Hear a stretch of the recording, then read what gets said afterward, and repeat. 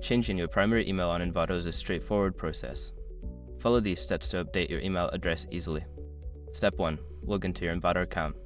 Visit the Envato website and log in using your current email and password. Make sure you have access to your account before proceeding. Step 2. Access account settings. Once logged in, navigate to your account settings.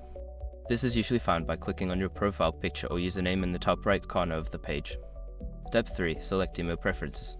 Don't continue before doing this. A lot of online accounts end up exposed in breaches without people even realizing it.